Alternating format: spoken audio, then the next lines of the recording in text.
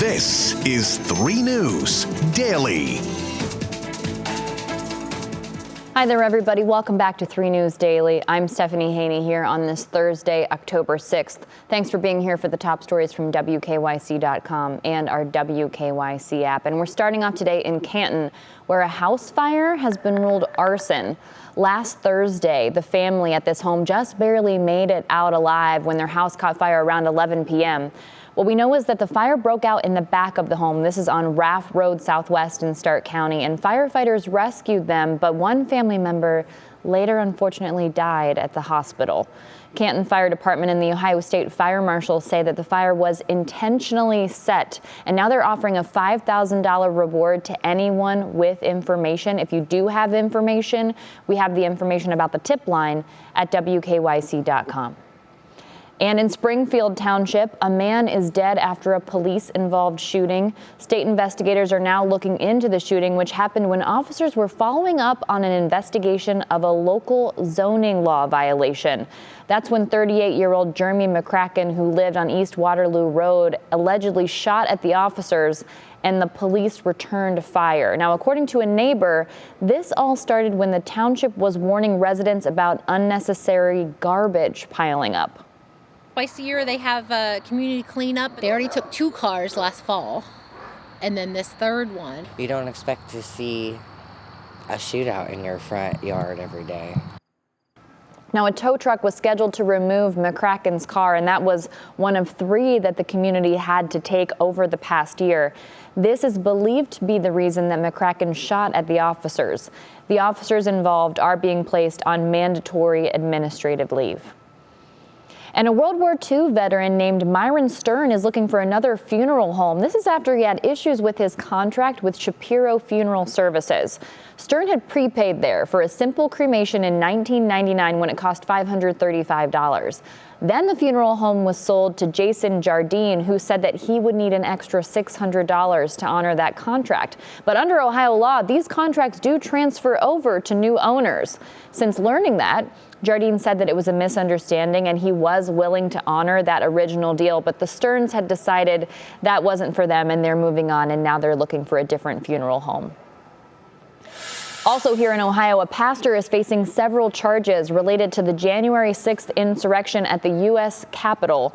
William Dunphy is a pastor at the Christian Church New Beginning Ministries. That's in Warsaw in Cuyahoga County, and he's accused of entering the Capitol on that day. And because of that, he's charged with obstructing an official proceeding and interfering with a law enforcement officer. So far, he is one of more than 870 people who have been arrested in connection with the January 6th riots.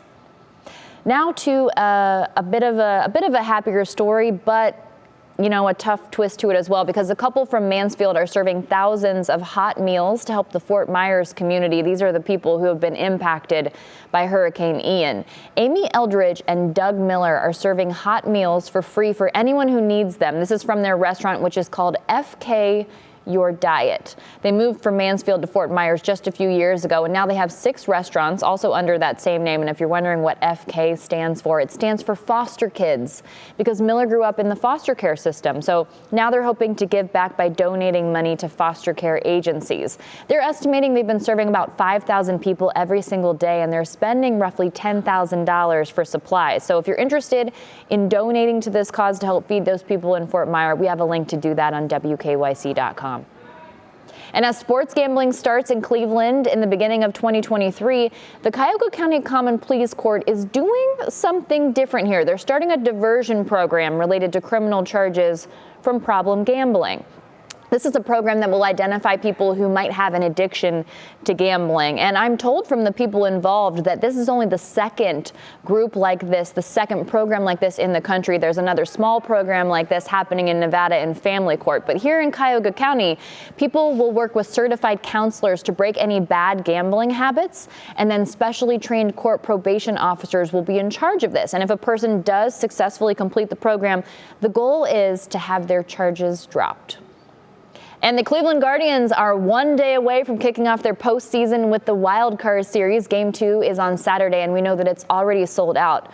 but you can still go because the Guardians just released $35 standing room only tickets. So if you want to go, you better get in on those fast. Now, first pitch of Game 1 is on Friday and Game 2 on Saturday, at both of those at 12:07 p.m.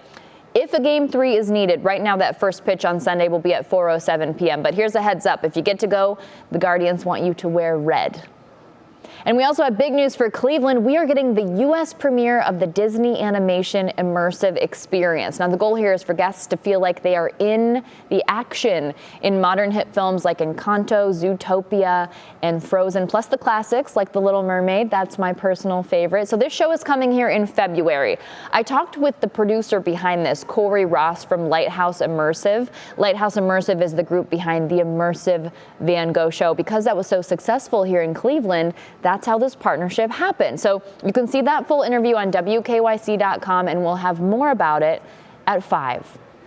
All right, you have to check out these incredible Halloween decorations. This house is in Lorain. Decorations, I mean. Ricky and Marlene Rodriguez go all out decorating their house, as you can see, every single year. And this year's theme is Hocus Pocus. Now, everybody's talking about Hocus Pocus right now, it seems like, and maybe that's because a sequel to that classic was just released on Disney Plus last week. So lots of people talking about it. Marlene says her husband came up with the idea, and just take a wild guess in your mind right now about how long it took to put this together. 2 weeks. They put it all together in 2 weeks. And there's another house in Northeast Ohio that is embracing the upcoming spooky season.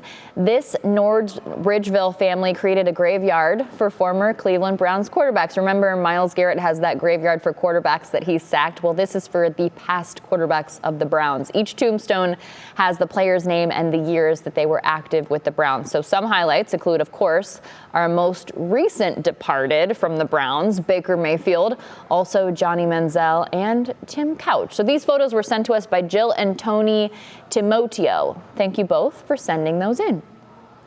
And if you love nostalgia as much as I do, I'm excited to tell you that these are back. These are the Boo Buckets from McDonald's. They're coming back for the first time since 2016. I always loved these when I was a little kid, although I did feel like there was not enough space for candy in them. But very nostalgic there. So you can get your hands on these starting October 18th. They'll be handed out with every kid's meal at participating McDonald's stores, and the 3 famous characters will be featured: McBoo, McPumpkin, and McGoblin.